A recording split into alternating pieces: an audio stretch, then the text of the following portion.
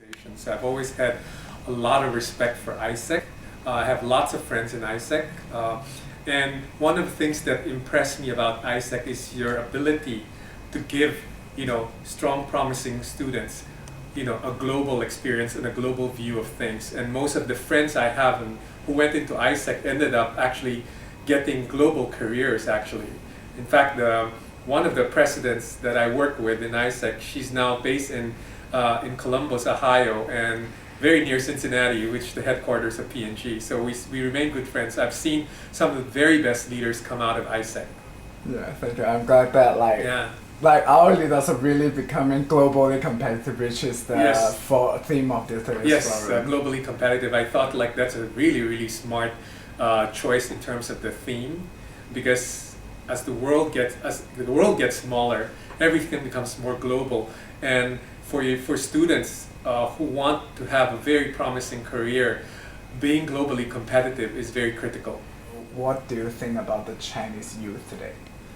Oh, I was fortunate enough to first come into China in the mid-90s, and then I left for a while, then I returned in 2008, and I've seen an amazing change in the students, particularly. In the first place, even back in the late 90s, I've seen people who are very ambitious, very driven, very determined. But the important thing that I've noticed when I came back in 2008 is really the whole thing probably driven by the internet, the views of the world, and the fact that probably there are more opportunities to travel and get in contact with the outside world.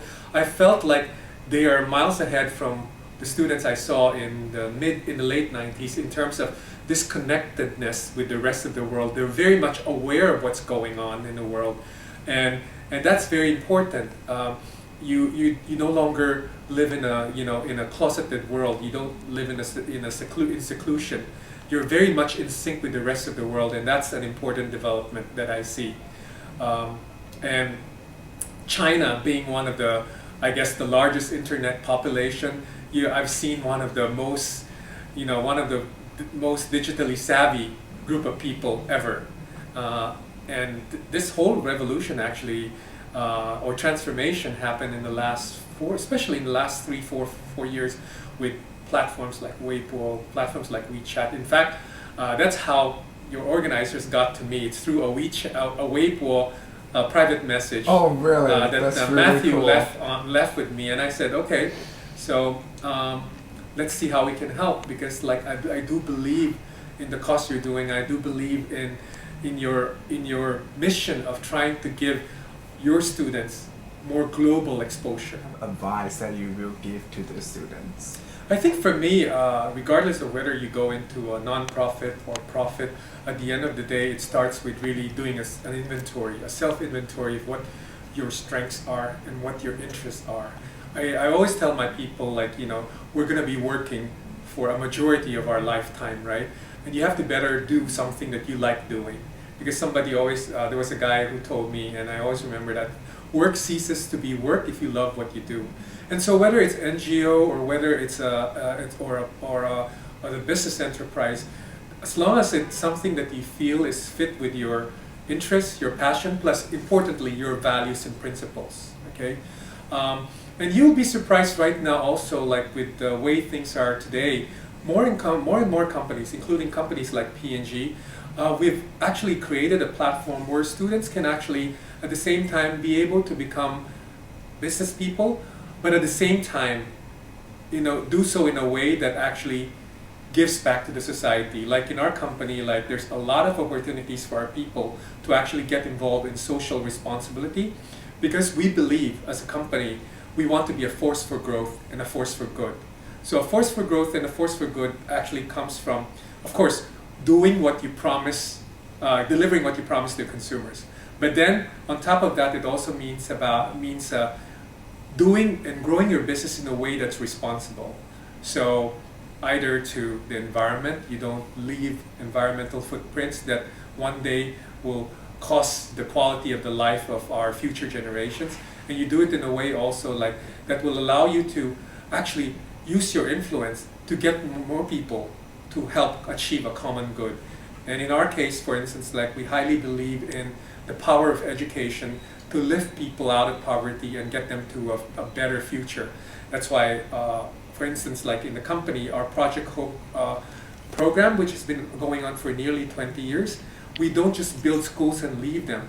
We actually treat our Project Hope schools as centers of innovation, which in turn inspire the China Youth Development Foundation to take the things that they pilot in our school to the rest of the Project Hope schools in China. That's amazing. And then the other thing is really it's become an amazing platform for us to actually get our employees to be involved. And there are many ways that they can get involved. They either do volunteering in terms of teaching, or they do fundraising, or they do team building. In fact, our Beijing Innovation Center, the employees there sponsored a PNG school as well, PNG Hope School. And they would, several times they would actually do teleconferencing, teaching the students about science and all this stuff. So there's a lot of possibilities, and I'm happy to say, like particularly in PNG, what we've seen is that every time I've done something like this, the first people to respond are usually the people who are Gen Y, Gen Z, the post-80s kids, post-90s kids. They're the first ones to usually participate. And what I've done is usually use them to influence the older employees in the company. So I've seen the number increase significantly. When I tracked the number in 2010 or 11, about 16% of our people are involved in volunteering work in the company. Now the number is over 60. So I feel very, very happy about it, because we are seeing more employees who, apart from being able to take care of themselves and their families, they're showing more interest in helping the rest of the society. So what do you think is like advice for the Chinese youth to prepare for the upcoming challenge, no matter different life stage or career development? Which kind of advice do you give them? You know, recently there was a study done by the Chief Executive magazine. It's a global magazine. Every year they will rank the best companies for leaders. And they did a survey among the CEOs of many Fortune 500 companies. And what is the number one quality they're looking for students these days? It's the adaptability and ability to, embrace change. And so I believe, relative to my time when I was in university, which was many, many years ago, like the pace of change today is nowhere near where it was. It's so much faster. So you have to be able to be on top of things and be flexible and agile to embrace all these changes so you can grab the opportunities as they come along. And for me, that's my key advice. Like in this day and age, you cannot be on a snail pace. You've got to be a lightning pace to be on top of change and not be afraid of the changes, because as my CEO usually say, the only thing constant in life is change. So you either get, you get overcome by it, or you master and control change. So that would be my advice. Because the rest of it, I know you AIESECers are already on top of it, like, taking advantage of your school program and activities to demonstrate leadership, to demonstrate collaboration, to demonstrate strategic thinking, demonstrate creative thinking. All of that, AIESECers already have a great platform. So I'd add on top of that the ability to really embrace change and be agile and flexible.